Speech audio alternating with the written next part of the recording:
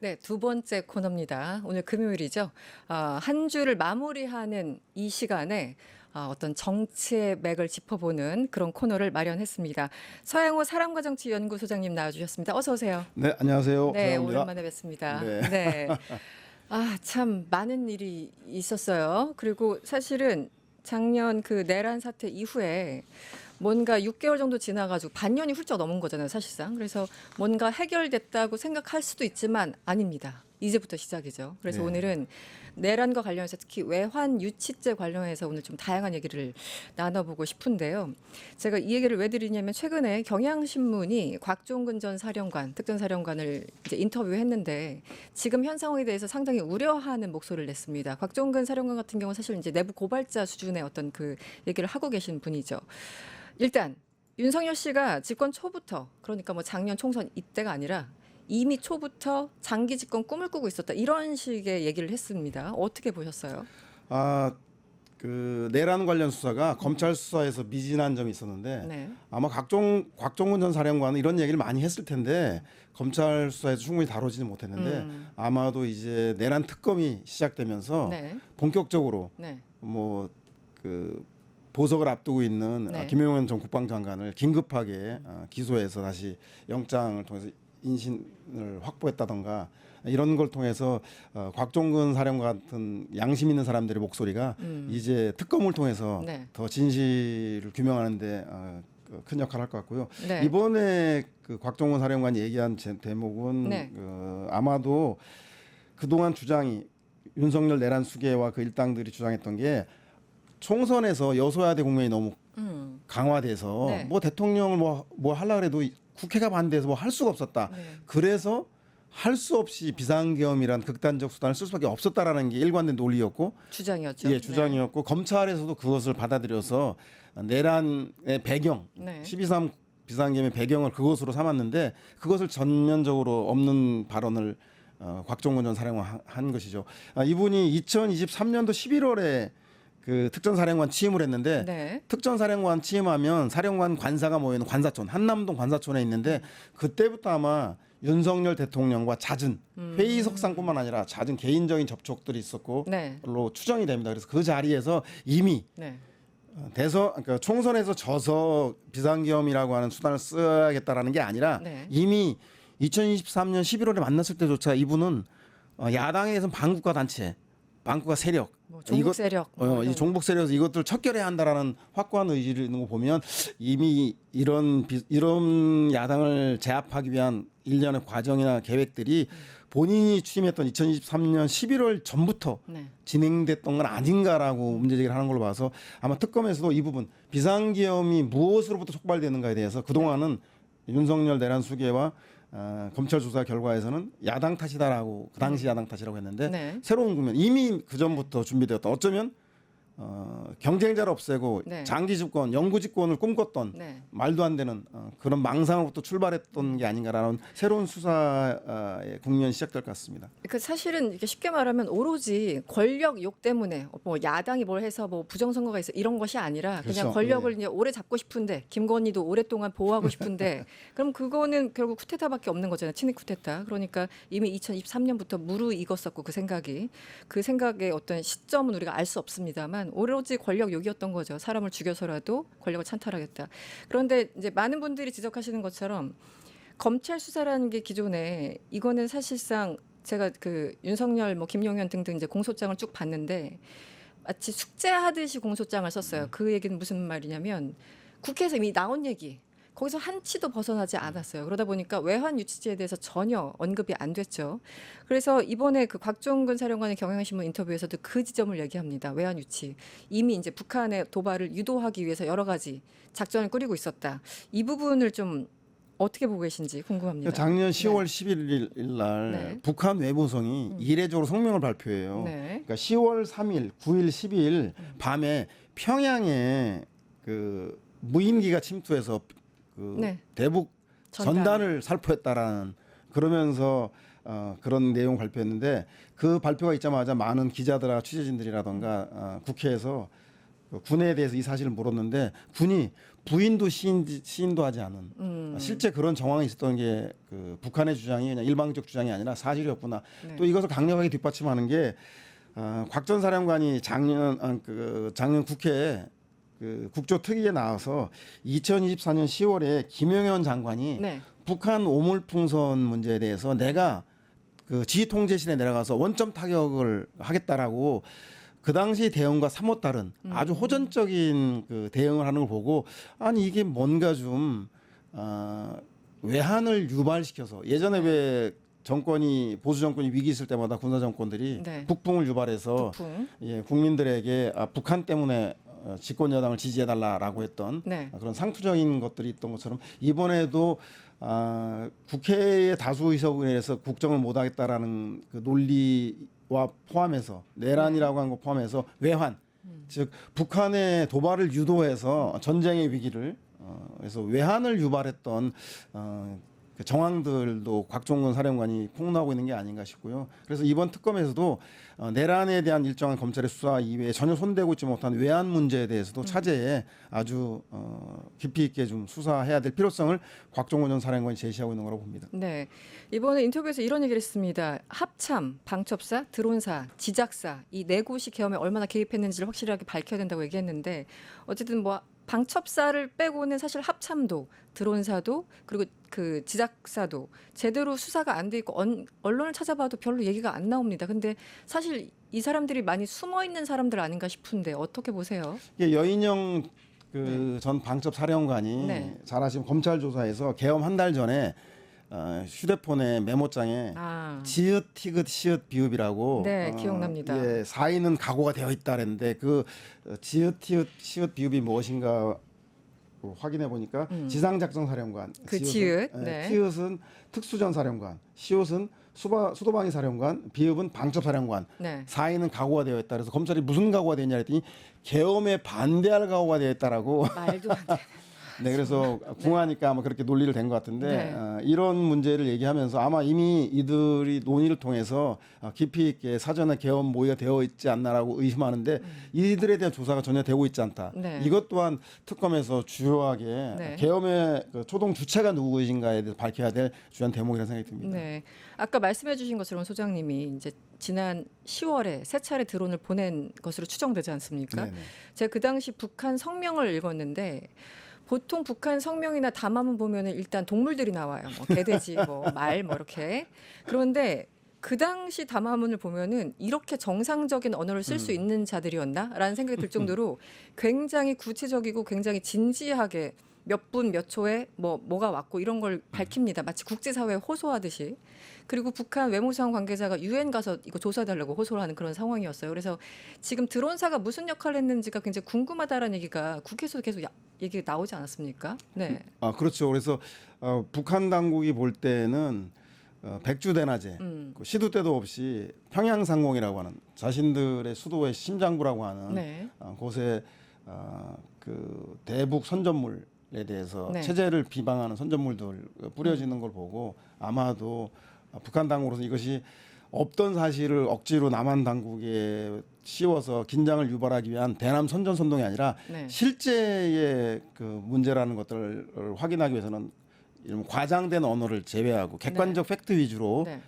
그 세계 정상이라던가 남한 당국에도 문제점을 지적한 게 아닌가 싶고요. 아마 그렇게 북한 당국이 볼 때는 이런 일상적인 것이 아니라 네. 윤석열 정부 들어서서 발생하는 문제에 대해서 네. 어떤 의도가 있지 않는가라는 의심과 함께 또한 북한 내부 주민에게 현실적으로 일정하게 체제에 위협이 되는 체제에 대한 비방과 비난들이 담겨 있기 때문에 이 문제를 근절해야 한다는 두 가지 목적 때문에 아마도 이 문제에 대해서 구체적인 팩트 위주의 사실 성명을 발표한 게 아닌가 싶습니다. 네.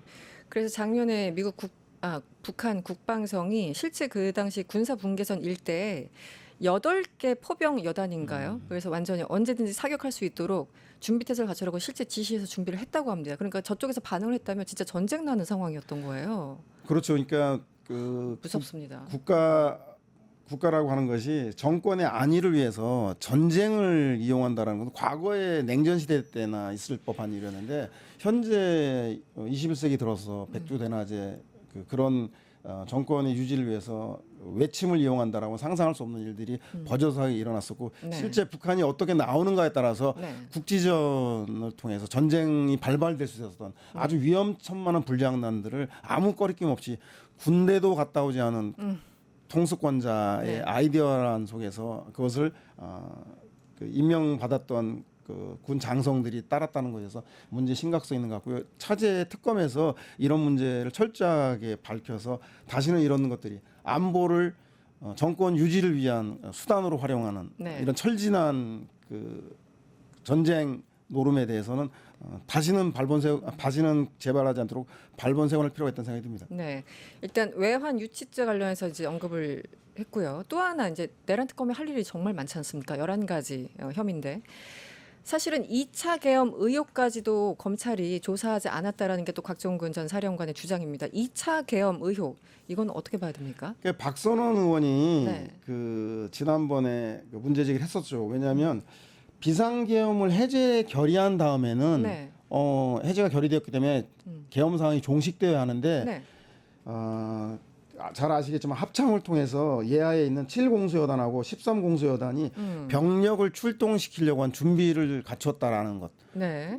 아니 생각해 보시죠. 국회가 계엄을 해제를 요구했고 윤석열 대통령조차도 경고성 뭐 계몽령이라고 하는 정도로 질서 유지를 위한 예, 일시적인 계엄. 계엄이라고 하면서 그 2차 계엄은 없었다라고 강력히 부인했음에도 불구하고 실제로 합참에 의한 특전사 예하 부대를 움직이기 위한 준비가 있었다라고 하는 것들이 이번에 드러나고 있기 때문에 네. 제가 볼 때는 2차 계엄, 3차 계엄이 이 박선원 의원의 개인적 주장이 아니라 사실로 뒷받침되는 증거들이 나오기 때문에 특검이 이 부분에 대해서도 철저하게 좀 밝혀야 될 것이 아닌가 생각이 듭니다. 네. 정말 당시에는 이제 지작사가 뭐 불법 계엄에 그 연루됐다 이런 의혹이 있었는데 오로지 당시 부대를 출동시키지 않았다는 그렇죠. 이유로 지금 검찰에서 배제되고 있는 상황. 여기에 대해서 좀 우려를 한 것 같습니다. 네, 이 좀 정치권 소식으로 좀 넘어가 볼까요? 네, 역시 김민석 국무총리 후보자 인청을 앞두고 국민의힘에서 안간힘을 지금 쓰고 있습니다. 보시기엔 어떻습니까? 지금 국민의힘의 어떤 저런 포석 뭐 여러 가지를 지금 문제 제기하고 있죠. 뭐 제2의 조국 사태를 만들어 보겠다. 네, 뭐 그런 의미로 하는데 일단 저는 뭐 근본적으로 국민의힘의 지금 현 상황이 네. 내란을 일으켰던 대통령을 배출한 정당이고 그것을 네. 계엄 해제 결의에 대다수가 불참함으로써 비상계엄과 내란을 옹호한 정당이라고 하는 위기가 있는데 그 문제에 대해서 내란 세력과 결별을 하고 새롭게 보수가 혁신하겠다고 하는 비전 없이 그 최선의 그 방어는 최선의 공격이다 그래서 네. 그 여당 공격에 나서는 걸 보고 있습니다. 아마 조국 그 장관 문제 있을 때 엄청난 공세를 통해서 문재인 정부를 일정하게 코너로 몰았다. 이번에도 어게인 조국을 해보자라고 하는 생각 같은데 저는 뭐 약간의 좀 그 당시 상황과 지금 상황은 다른 게 있습니다. 특히 문재인 대통령의 리더십과 네. 이재명 대통령의 리더십이 다른데 문재인 대통령 잘 아시다시피 결벽증이 있을 정도의 원칙주의자죠. 네. 아시겠지만 정권의 1등 공신이었던 양정철, 이호철 두 측근을 배제시켰죠. 외국에 나가 있어라고 해서 뭐 일본하고 외국으로 떠돌 유랑생활을 할 정도였고 네. 그리고 김경수 그 전 지사에 대해서 임기 동안 사면복권을 하지 않을 정도로 철저한 원칙주의자였죠. 그래서 아마 이렇게 그렇기 때문에 아마 그 당시에도 조국 민정수석에 각종 의혹이 제기됐을 때 그 문제에 대해서 조국수 그 조국수에서 본인 스스로 좀 규명되지 않았지만 오해를 차단한다는 의미로 먼저 선제적 조치를 한 것인데 이번에도 그런 그 궁지를 몰면 이재명 대통령도 그렇게 나오지 않겠냐 생각하고 있는데 이재명 대통령은 잘 아시다시피 윤석열 정권이 엄청난 그 검찰의 그 탄압 속에서도 네. 자기 자리를 지켜나가신 분이기 때문에 이 문제에 대해서도 청문회를 통해서 김민석 후보자의 그 답변의 기회를 네. 주고 그것이 국민의 상식을 벗어난 법적인 문제가 제기되지 않는 한 김민석 그 후보를 이재명 대통령은 지키지 않을까 그런 생각이 들어서 정쟁화는 되겠지만 결정적인 문제가 될 수 있겠는가. 무엇보다도 결과적으로 18년 정치 낭인이 가지고 있는 재산 2억 1천만 원 이 문제에 대해서 어떠한 사인 간의 채무가 좀 많다 내지는 수입보다 지출이 많은데 증빙이 안 된다 이런 일련한 의혹들은 청문회를 통해 밝혀지겠지만 그럼에도 불구하고 국민의힘이 이것을 쟁점화할 수 있겠는가? 그동안 국민의힘의 한덕수 총리라든가 이런 네. 분들은 뭐 수십억의 수입료를 받으면서 뭐 그 수입료 받는 수십억 받는 동안 4번 정도밖에 출근하지 않는 뭐 네, 그런 수입료 정황들 받고 집 전세 주고 네, 뭐. 그런 뭐 재산과 부동산 수익에 대한 문제에 대해서만큼은 언론이나 시민사회단체에서 의혹을 해명하라 김민석 후보자에게 요구할 수 있어도 국민의힘이 이렇게 나선다는 것에 대해서는 어느 도단이 아닌가 싶어서 저는 청문회에서 김민석 후보자가 어떻게 해명하는가를 유심히 좀 지켜볼 필요가 있을 것 같다는 아니 생각이 그냥 무작정 그 보호하자 이런 것도 아닙니다. 그쪽에 그 국민의힘에서 문제 제기를 하는 거에 대해서 김민석 후보가 지금 따박따박 해명을 하고 있고 자료까지 제시하고 있는데요. 대표적으로 이제 하다 이제 칭화대 학위까지 언급하고 네네. 있죠. 칭화대 학위에 대해서 의혹을 제기했는데 비행기 표 뭐 이렇게 입출국 기록 다 공개했죠. 어떤 상황인가요? 그 아시다시피 그 당시 국회의원은 아니지만 당 최고위원으로서 월수금 최고위원 회의가 있는데 네. 그 기간에 어떻게 청와대에 학위를 받기 위한 그 수업에 들어가고 시험을 볼 수 있었느냐라는 것이 문제제기고 청와대는 논문만 시험만 보면 되는 게 아니고 출석을 해야 되는 것이다. 수업을 다 들어야죠. 예, 네. 그렇게 주장해서 일반인들도 보기에 국민의힘 얘기가 좀 말이 되네라고 했는데 김민석 후보가 그 답답함을 호소하면서 사실 출입국 증명서를 제출하기 이르렀죠. 그래서 아마 그 2009년 4월부터 2010년 6월까지 그 21차례 중국을 네. 소위 말해서 셔틀버스가 아니라 셔틀 비행기를 타고 너무 부지런한 거예요, 네네. 사실은. 네. 일각에서는 뭐 공부병이 좀 있다고 할 정도로 거의 뭐그 공부에 있어서 일종의 결벽증인 거죠. 네네. 네. 그래서 실제로 그 항공권하고 출입국 관리 기록을 제출했기 때문에 네네. 이 문제는 더 논란이 되고 있지 않을 것 같고 다만 사람들이 아니 뭐 김민석 돈도 없다면서 21차례나 비행기 타고 왔다 갔다 할 정도로 네, 뭐 뭐 누가 학비, 네. 누가 된 거야 이런 생각이 있는데 해명해 보면 한 번 갈 때마다 2, 3일 체류했는데 제일 싼 청와대 인근에 하루에 2만 원, 3만 원짜리 숙소를 찾아서 숙식을 해결했다고 하는 거 보면 비행기도 아주 저가 항공을 골라서 네, 오전에 텅텅 비어 있는 건 좀 저가니까. 예, 네. 그런 걸 통해서 다녔다고 하니까 저는 그런 논란에 대해서도 충분히 해명이 가능하고 출입국 관리는 뭐 기록은 뭐 소위 말해서 빼박이기 때문에 네. 그것을 제출하면 그런 논란은 불식될 거라는 생각이 듭니다. 네. 뭐 여러 가지 질문들을 하는데 물론 24일, 25일 날 본인이 직접 해명을 하겠지만 이 청문회 시작 전에 심지어 그 이미 헤어진 가족 뭐 전처라고 부르죠. 그분까지도 증인으로 지금 신청하겠다고 하는데 이거는 도를 넘어서는 건 아닐까요? 그렇죠. 이제 백발을 양보해서 국민의힘 측 입장에 선다면 소위 말해서 자녀의 학비를 누가 냈느냐, 네네. 그 수입 돈의 용처가 어디냐를 문제제기하는 건 그럴 수 있다고 보는데요. 네. 그건 그 정확하게 서류나 그 요청을 통해서 후보자의 입장을 들어봐야 되는데 네. 말씀하신 대로 이미 관계를 청산한 전 부인까지 네. 청문회에 불러들인다는 것은 아마 제가 보기에는 청문회에서 자질과 능력 그다음에 도덕성을 검증하기보다는 네. 아마 김민석 후보에 대한 일방적인 정치 공세를 통해서 이재명 정부를 한번 코너에 한번 몰아보겠다라고 하는 정략적 의도가 아닌가. 그래서 개인 관계 특히 이혼한 전 부인을 청문회에 하는 것은 국민 감정에도 맞지 않고요. 그리고 제가 볼 때는 너무 이런 공세적인 네. 정쟁화하는 거에 대해서는 국민들도 올바른 현명한 판단을 하지 않을까. 그래서 너무 좀 과유불급. 청문회의 건강한 문제 제기조차도 국민의힘이 하고 있는 그것조차도 희석화되는 그런 정쟁으로 비치 소지가 아주 다분한 주장인 것 같습니다. 네. 사실 소장님은 이제 정치권에 오래 계셨고 이 인사청문회 계속 쭉 수십 년간 네, 다 오셨잖아요. 그리고 우리는 얼마 전까지만 해도 한덕수 인청을 기억합니다. 네. 뭐 비교할 것도 아니지만 어쨌든 이번에 이제 인사청문회를 앞두고 뭐 야당은 항상 공격하는 위치니까 그럴 수 있다고 봅니다. 그런데 이번에 이 제기하는 의혹들의 수준이 과거에 비해서 어떻게 좀 비교가 가능할까요? 그 공세의 수위를 보면 네. 국민의힘의 처지를 보여주는데요. 본인들의 내부의 다양한 그 분란들, 네. 도로 친윤당으로 전락한 원내대표 선거라던가 내란 문제를 결별하지 못한 것, 김용태 비대위원장의 혁신에 대한 요구안들에 대한 그 명확한 입장이 없는 이런 여러 가지 문제들을 희석하기 위해서는 아까 말씀드린 대로 상대방 정당의 실정을 최대한 부각하는 걸로 돌파해 나가는 네. 뭐 그런 방식을 쓰기 위해서 이렇게 무리한 주장까지 하고 있는데 그 무리한 주장이 도가 넘을수록 국민의힘의 현재 처지가 아주 협소하고 옹색하다라는 걸 반증하는가 싶어서요. 그러다 보니까 이혼한 전 부인을 청문회에 세우려 한다던가 그리고 기록 요구나 이런 자료 요구는 후보자를 통해서 요청해야 되는데 직접 법무부에 가서 농성을 하면서 자료를 제출하라고 요구한다던가 이게 네. 예전에 청문회 도를 넘어서는 모습을 보면 그만큼 국민의힘의 처지가 좀 궁색하다. 걸 반영하는 게 아닌가 싶습니다. 알겠습니다. 여기서 마무리를 해야 되겠습니다. 지금까지 서양호 소장님과 정치의 맥을 짚어봤습니다. 오늘 고맙습니다. 네, 맞습니다.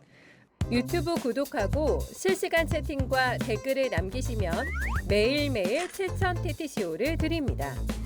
참여 방법은 통통물 어플을 다운로드하고 회원가입과 로그인을 해주세요. 마이페이지에서 나의 회원 고유 번호를 복사해주세요. 유튜브 구독 후 실시간 채팅이나 댓글창에 고유 번호를 한 번만 입력하면 준비 끝! 지금 유튜브 채팅과 댓글 쓰기 참여하고 7,000TTCO 받아가세요.